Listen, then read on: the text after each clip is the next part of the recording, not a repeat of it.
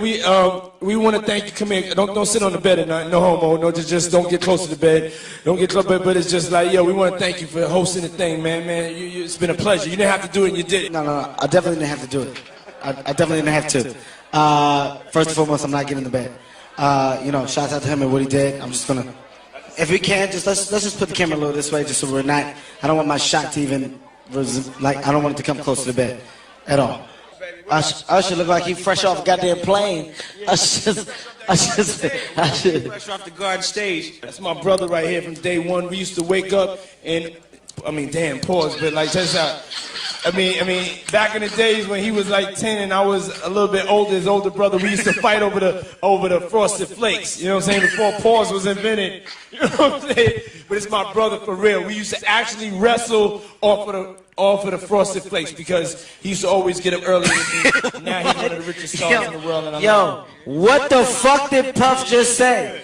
Nobody's going to acknowledge this but me. Puff just said we used to wrestle over the Frosted Flakes, and we're streaming live. That was stupid. Listen, that was fucking stupid. Listen. We having a good time, yo. Your Usher made it in 4 times, just to protect my integrity and that virgin hole I was telling you about.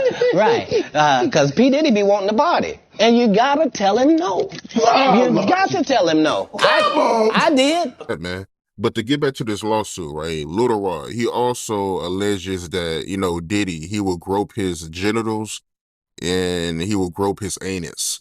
My man, I didn't understand that one right now because his anus is your asshole. His genitals is his nut. So I guess he had to be naked when Puff was doing that. Where was he at? What was he doing? Because he said that they never had sex. If you read it in the thing, they never had sex. He made claims that they never had sex, but how would he grope your anus? Your asshole? How would he play with your genitals? Yeah, it don't make sense. I mean, it don't make sense. How you wake up butt the F naked with 2 other men in the bed with Diddy and nothing happened? I think he was just trying to save face, man. But do you think it's a possibility that he meant that, you know, Diddy will grope his, you know, butt, you know, instead of anus? I mean, because I'm trying to figure out how does that work, you know, somebody groping your anus. You're going to say your butt. The lawyer would say, what do you mean? He would say, my butt cheeks. There's a such thing called butt cheeks. Your 2 cheeks. He said anus. The anus is the asshole. How did he get that far? Lil Rod, you gotta say no to Diddy sometime. No, that shit ain't funny, man. Diddy being accused of sexual assault by male employee. Oh my God, no. Yes, oh my God, yes. Rodney Jones is a former producer and videographer for Diddy. He is claiming that Diddy repeatedly sexually assaulted him. This lawsuit is so long. It's so many things that, you know, he's claiming Diddy did. Upon those claims, he claimed that Diddy groped his genitals and touched his butt. He believes that Diddy was grooming him to have sex. He says that Diddy downplayed it just like as a joke, like, oh, we just playing around.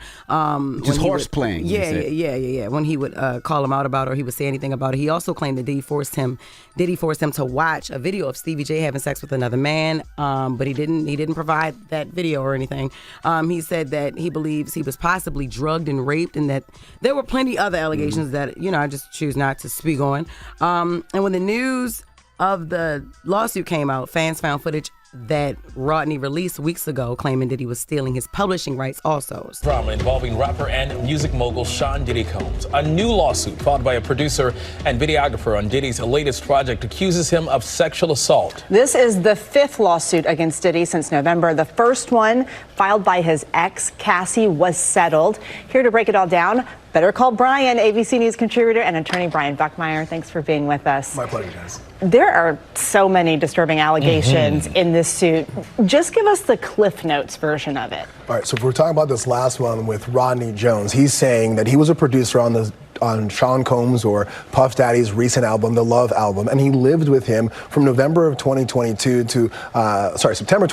to November of 2023, just a little over a year. And he says in that time, he was basically groomed. While he was making music, he was also subjected to a lot of illegal activities, whether it be drugs, sex, partying. There were other celebrities named in this lawsuit who were with underage women and were participating in sex trafficking.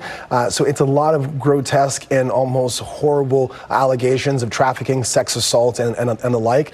And the big part about this case, I think, at least the claim, there seems to be video evidence that are screenshot throughout the complaint. And Diddy's attorney released a statement, and we want to put that up for our viewers and read it in part, saying, quote, Little Rod is nothing more than a liar who filed a $30 million lawsuit shamelessly looking for an undeserved payday. His reckless name dropping about events that are pure fiction. We will address these outlandish allegations in court and take all appropriate action against those who make them, end quote. And the rap mogul settled his case with his ex, Cassie, amicably. But, you know, he's clearly ready to fight these allegations. So what is he on the hook for? Yeah. So first, let's kind of backtrack about the Casey case. The fact that he settles, it doesn't prove guilt or innocence. It's just that what we have in those statements there, they settled. But for the Rodney Jones case, he's asking for $30 million. Again, he was a producer on this Love album, and he says that those are the lost wages that he didn't get. But it doesn't mean that's the only amount of money he may get. If this case ultimately goes to trial, a jury could award him more or less depending on what the evidence is in that case. I mean, there's no doubt that Diddy is one of the most powerful people in the music industry. He is worth billions of dollars. How does that, who he is, factor into all of these cases? Because there are multiple cases. Yeah. So like you said, there were 5 originally. 1 is settled. There are 4 now. One of them involves a Jane Doe that's accusing Sean Combs of participating in multiple people having sex with her. When you talk about how this applies into the larger setting in the court of law and also the court of public opinion, I think a lot of people are drawing similarities between other powerful men who've been charged and been convicted, whether you're talking about Harvey Weinstein or R. Kelly. And people are thinking, hey, we've heard rumors in the past. People have whispered in the darkest corners of these kind of studios, and now is something coming to light. Judges are going to look at this and say, we have a roadmap as to prosecuting these people in the past. We've had roadmaps as to people being falsely prosecuted, and they're going to follow the evidence where it leads them for both or all of these cases.